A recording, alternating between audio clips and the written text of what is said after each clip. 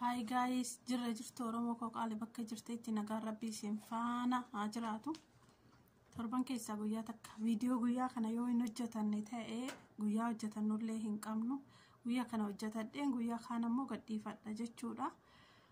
Warroonni maatii konteen subscribe gochuun maatii naaf taapiliis Oromoo koo parsantiin 79 warra maatii naaf hin taanetu ana daawwataa jira jechuudha.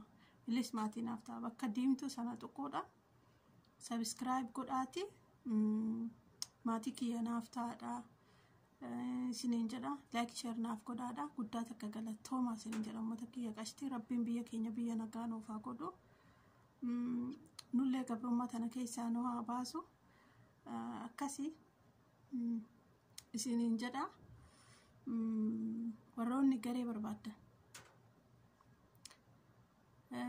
Warroonni sa'aatii guuttachuu barbaaddan nu dubbisaa inni isiniin jedha. Akkasi waa hunda ol odoon gama yaada kiyyaatitti hin seeniin sabboontu wallagga lixaa guddaa galatoomi isiin jedha. Qaalitii yaati na biratti qaaleedha dhugaa. Akkasi waa guddaa waan inni irraa affannee naaf goote waan ta'eef waa hedduu anaan jedhamte waan ta'eef dhugaa rabbii bakka guddaa sii qaba.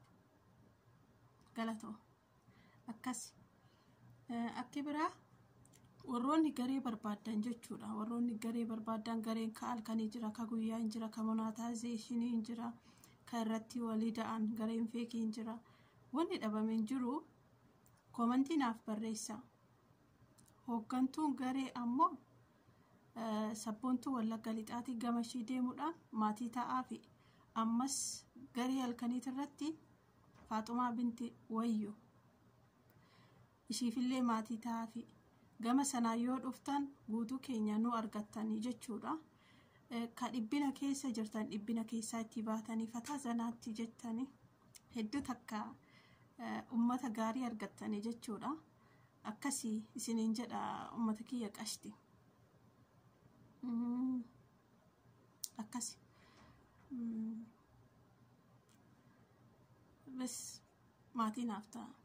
Sabboontu birarree dhaqaa jajjabeessaa, uummata jajjabeessaa. Warri sa'aatii guuttachuu barbaadan illee mee warri sa'aatiin keessan xiqqoo ta'e yeroo keessan isinitti ga'ee naaf himaa isiniin jedha. Galatooma. Gaafii isin gaafadheen ture. Amma akka sammuu nama adoochoo namatu beeka. Gaafii isin gaafadheen ture gaafii sanaaf deebii isiniif deebisuudhaaf hin dhufe jechuudha. Gaafii isa duraa sana jechuudha. Hayyee.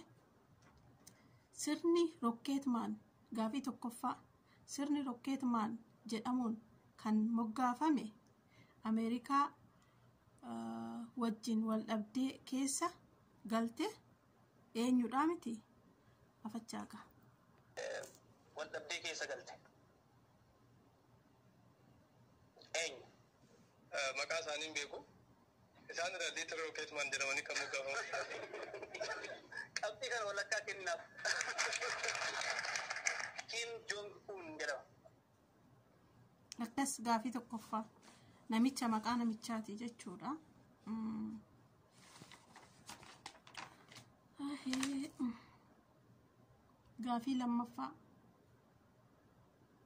Gaafii lammaffaa viitaaminiin dubartii ulfaatiif hin kennamne isa kamii? Dhiifa manaaf godhaa bakka kanatti jechuudha. Gaafii lammaffaa irratti bukuraan mana keessa guutee jira. Gaafii lammaffaa irratti waraabeen ture sagalee garuu immoo saayilantii na jalaa ta'ee jechuudha. Anarra deebi'ee waraabuu hin danda'u. Viitaamin Eedhaa jedhe. Kan kennamuufii hin qabne viitaamin Eedha jedhe. Akkasi. Yeroo biraatitti ammoo ibsee shakkaatti isiniif deebisa. Gaafii sadaffaan dhiyeenya kana sirni gadaa Oromoo waggoota dheeraaf addaan citee haaromfamee jira. Sirni gadaa kun waggoota meeqaaf addaan citee eessatti haaromfamee jedheen isin gaafadhee jechuudha. Isinii fida. Hedduu takka cimtuudha garuu wallaahi nama beeketti baay'eetti cimaa akka kanatti jechuudha. Isinii fida. Ofitti walii ofitti amanamummaadhumaa fi malee waan biraatiif miti. Ani barreeffadheera nan deebisa ofii kiyyaan garuu akkuma isinitti amantaniif jechuudha. Haateedhuma dhiyeenya kana ta'een kan irratti xiyyeeffatu. Akkas jedhama. Dhiyeenya kana sirni gadaa Oromoo waggoota dheeraaf addaan citee ture haaromfameera. Sirni gadaa Oromoo kun kamii waggoota meeqaf addaan citee eessatti haaromsamee jedha. Sirni gadaa Oromoo Tuulama biratti kan gaggeeffamaatii ture. Yeroo dheeraadhaaf addaan hin cinne. Garuu deebiin isaa sirna gadaa Oromoo Maccaati. Kunis waggoota 500 kan addaan citee dhiyeenya kana Odaa Bisilitti kan haaromsi gaggeeffamee haaromsamee kanaan booddee Oromoon sirna gadaa isaa iddoo marattiyyuu gaggeeffachuu qabnaa jedhanii kan murteeffatan. Asirra akkasi gaafii arfaffaarra geenye jirra jechuudha. Asoosama godaannisa jedhu eenyuun barreeffamee jedha. Asoosamni godaannisa jedhu eenyuun barreeffame ka jedhuuf Dhaabaa Wayyeessaa yookaan Namoo Daandii jedhama. Namichi hin barreessee jechuudha. Shanaffaa Jaappuun Buuzaa bakka bu'uun dura taa'aa paartii ENC ta'uu kan filatame eenyu kan jedhuuf Shiriir Raambuusaa jedhama. Namicha Shiriir Raambuusaa jedhamu sinii fidaafachaa. Dhaabaa Wayyeessaa yookiin Namoo Daandii. Shiriir Raambuusaa jedhama. Akkas jechuudha. Namicha Shiriir Raambuusaa jedhama. Gaafuma shanan isin gaafadhee deebisee jira. Yaa Rabbi madaamiti yaffidin. Mi'a qulqulleessuu didisee kana waraabuu ture jechuudha. Yaa Rabbi kiyya achumatti narraa hidhe. Akkasi uummata kiyya warroonni garee barbaadan koomantiin of ka'a. Warroonni kara kana dhuftanillee nagaadhumaan koottadha. Nuu hirriba dhabnee rakkachuu jirra. Isinillee koottaa laala. Ammoo tigaa Rabbiin nu haa milkeessu, nu hundumaayyuu Rabbiin nu haa milkeessu isiniin jedha. Garuu waan laafaa fakkaata. Hedduu takka cimaadha jechuudha. Akkasii daqiiqaa laman qaban anaasaa 10 naa guuttu. Akkasiga.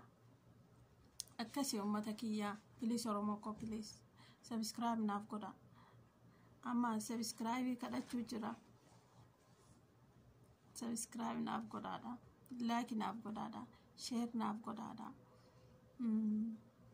Boruu kan ofirra darbee biyyaaf ta'uu ni danda'a. Argitanii miti donkiitu yoo argitan jechuun inuma nama fayyada. Inuma biyya fayyada. Miidiyaa akka sanallee ta'uu dandeenya. Waa hedduu ta'uu dandeenya. Baajata hedduu nama gaafata garuu waa hedduu ta'uu dandeenya jechuudha. Kanaafuu isin please yaa uummata kiyya uummata qashti akkanumaan laaltanii callisuu osoo hin taane maatiin of taadha.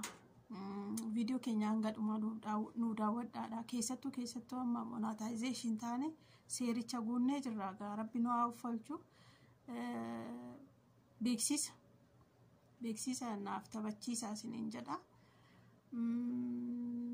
Akkasii subscribe koo ganna jalaa garagalchee waan ta'eef warroonni 2-3 illee qabdan maatii naaf ta'aati na dubbisa. Anillee isiniif hin deebisa jechuudha. Akkas isiniin jedha uummata kiyya qashtii yaa Oromoo koo maaf garaa walitti jabaannaa? Maaliif waliin gargaarree? Maaliif waliin hin dhaabbanne? Maaf waliin utumne? Namaaf hin oolla garuu waliif ooluu irratti maaliif nutti cimaa? Isiniin jedha uummata kiyya qashtii. Akkasii ammas deebii tokkotu naafe yoo naaf tolte nin hojjetadha. Yoo naaf hin tolle gaammoo jarri siraatii banaan kennani mindaa jechuudha. Hojii jaraa fixee yoo dhufuu baatan deebisee isa sanallee isiniif deebisa. Kun isa duraati galatoomaadha. Horaa bulaa deebanaa isiniin jedha uummata kiyya qashtii Oromoo ko.